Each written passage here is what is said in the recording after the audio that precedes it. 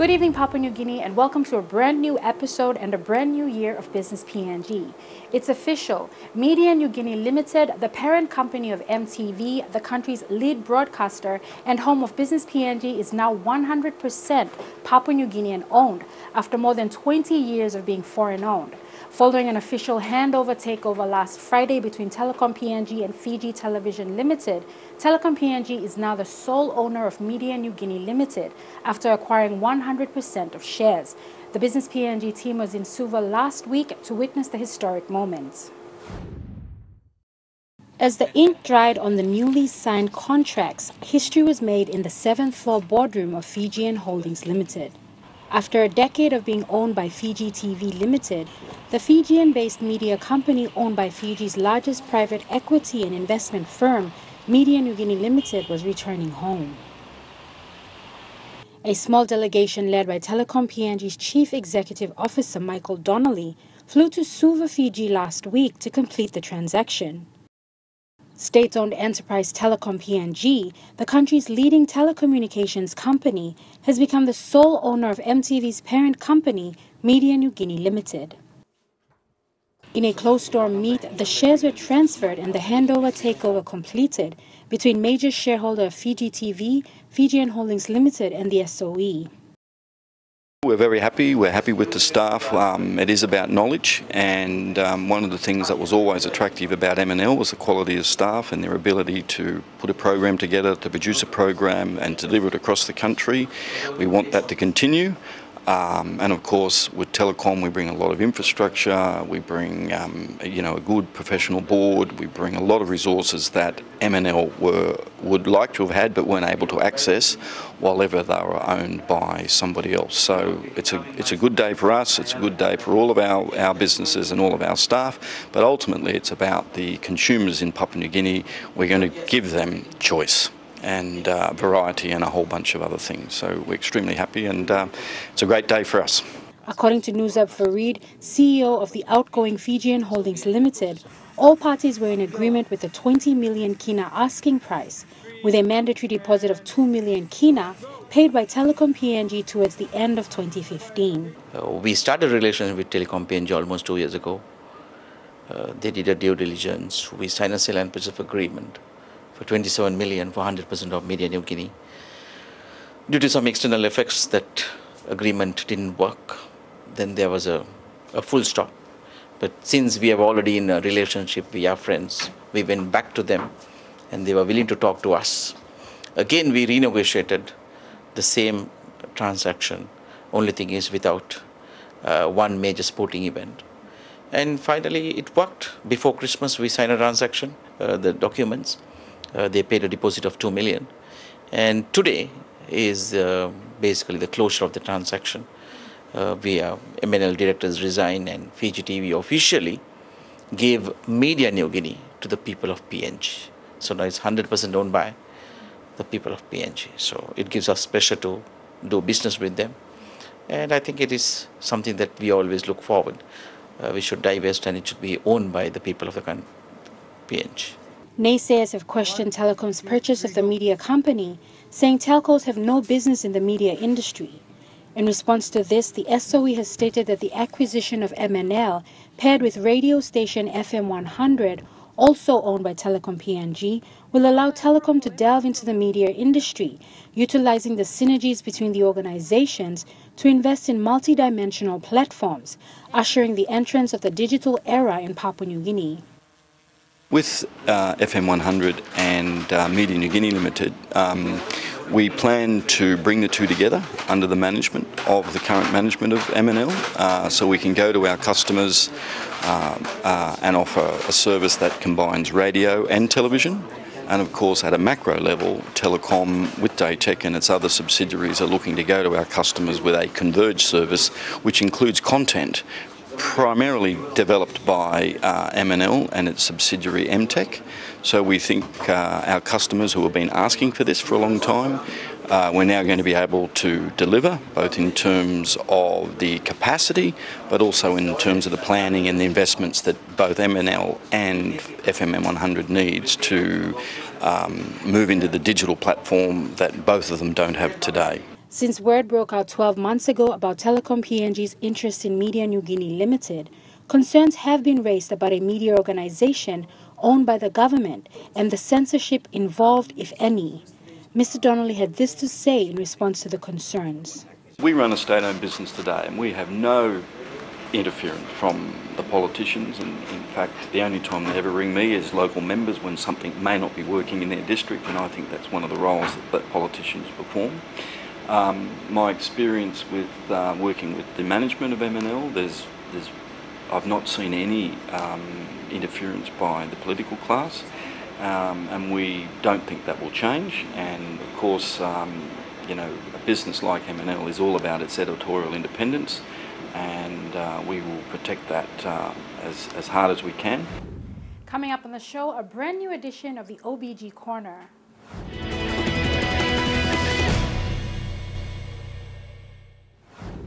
Welcome back. In this edition of the OBG Corner, Marco turns his attention on the issue of water accessibility during this drought. Port Moresby has seen little rain over the past 8 months under a dry spell which could last up to March this year, according to the National Weather Services. The pressure on subsistence farming and food security is growing by the day, and the issue of a backup water supply for our sprawling capital city is becoming an increasing urgent matter, according to Chairman for Water PNG, Bill Sweets.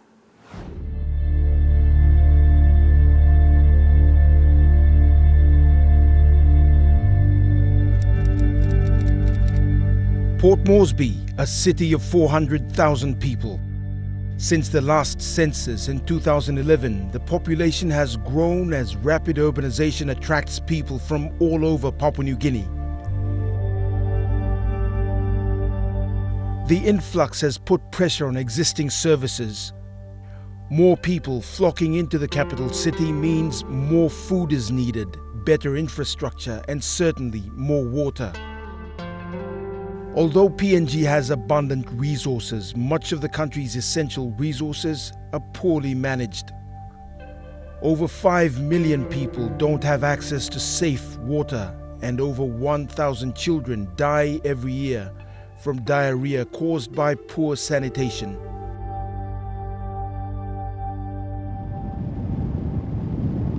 After a long dry spell that lasted nearly a year, rain has finally begun to fall on Port Moresby as well as villages along the coast.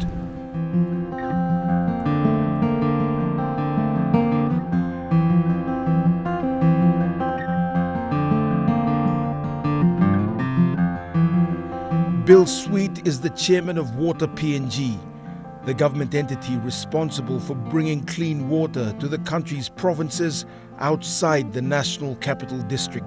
He says there may be a way to move forward only if institutions are willing to listen. 8 to 9 kina for 200 liters and 50 toya for 20 liters. Yeah. Is this the only no, supply? We've got about 10 of them. 10 of them. 11, huh? 11 of them. Oh. Is it part of the rationing as well, Edirani is doing? Oh, well, you know how they're cutting off the water? Yeah. Lucky 2 days ago, yesterday big rain came down and saved us from buying 2 kina from. Yeah. So our household has to spend 40 kinas. 30 to 40 kina. A day? Yeah, because we had to hire trucks, hire dinghies, go to Koki or Hanubara or there. We get water from there. Tatana, anyone? Tatana there, yeah, we do. Yeah, okay. All the way to Baroni, you see some connection there. Yes. Our pipe been connected through illegally connection from those Ketten brothers, Atlas Steel, and those settlements there. They did some illegal connections there. So that's why they stem our pipe water coming through the villages. Yeah. It's very hard for us to, I don't know when. Now you come probably do some assisting to us, and I hope so. Yeah, I hope so too. Yeah. Yeah, no, I mean the city's definitely grown over the years, just in the sort of high-end commercial and residential buildings. But now you've got governments focusing on affordable housing. You know, they're talking about 40,000, and I think they've just released 5,000. So 5,000 domestic users within I believe near the Garahu area, sort of that growth going out northwest. So it's definitely growing, and the city needs to, cater for that with the population growth. The situation with the water in Port Moresby is directly linked to the power because it's a hydro system. So power and water are fighting for the volume. I'm not a hydro engineer, but from what I understand, the levels within the dam generate the power, and the lower the level, because of Eduranu's requirement of water usage, the less power we have. Or less power that's generated. If you're wanting more power, that means you have to have the larger volumes of water staying there and less water coming out. So that's the sort of conflict with the water and power in Port Moresby. Eduranu has a separate source, independent. And then they're free to develop that as much as they want to. But the water-related difficulties are far from over. While the city expands towards the northwest corridor, industrial projects like the LNG plant and a future refinery will require considerable amounts of water. You can see with Motor Kia setting up the new ports or harbor ports for NCD, everything's going to gravitate towards them.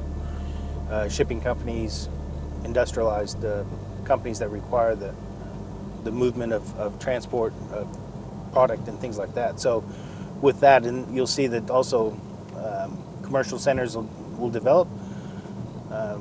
Soon there's going to be a need for a supermarket out there, and then a small township starts growing, and then pretty soon these small little satellite areas merge into the larger city.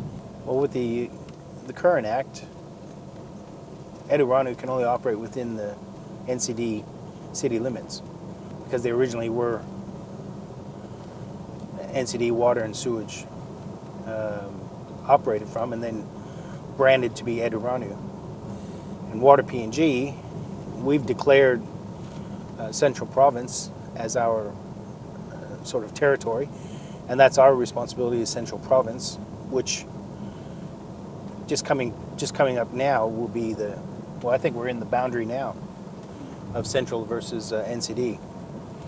And outside of NCD, you've got the development happening where you have the ports, you have LNG, you have Napa. These are sort of outside the NCD city limits.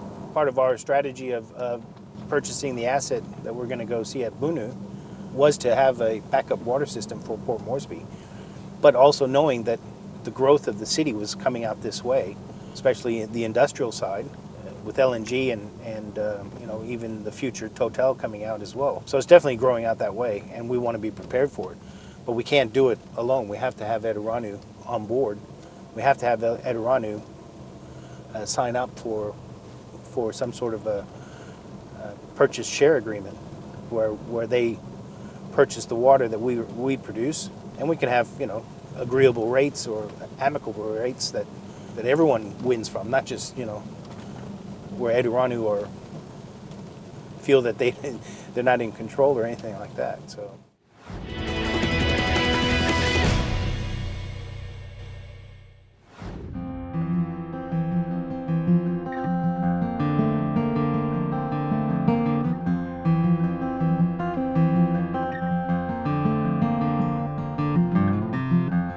Yeah, no, we have a lot of water, but we sort of squander it away because we have such an abundance of water. We think it'll be in the rivers and the streams forever.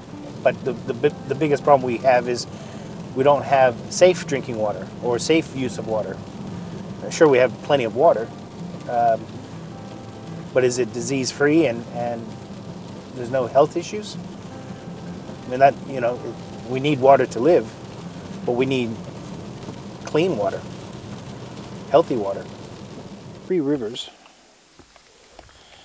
basically come together, and what happens is it forms one that goes to the ocean, but the overflow is basically what you see here. because it doesn't channel nicely into one area, it overflows and comes down here and then creates a big lake, which is what we see a remnants of as it's drying down. But you've got the Brown, Goldie, and the Loloki rivers coming together. I believe the Brown River is the biggest river. Loloki is next, and Goldie would be the smallest one. But if we didn't have those three rivers converging, this would not be created here. In this area, there hasn't been water levels so low where you couldn't get water from it since 1930s. So there's an abundant amount of water still coming through here, even though we have the El Nino now. We're still getting the water, great resource. Not only is it because it's got the three rivers supplying it, but it's on state land. It's on state lease. It's not a landowner issue. It's owned by Water PNG that we have for 99-year lease. Here, a water company owns a resource, and it's available.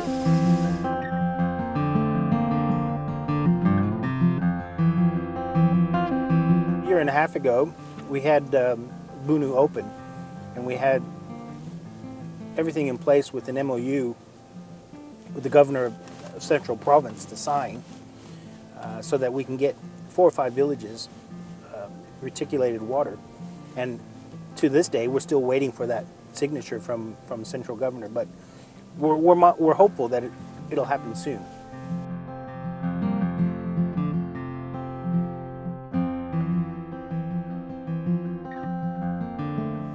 We have to really get the members of Parliament to be aware and to have them drive the initiatives to get water to the villages. It can't be coming from Water PNG or Edironu. We're just companies, there to provide water if a customer wants to connect to us.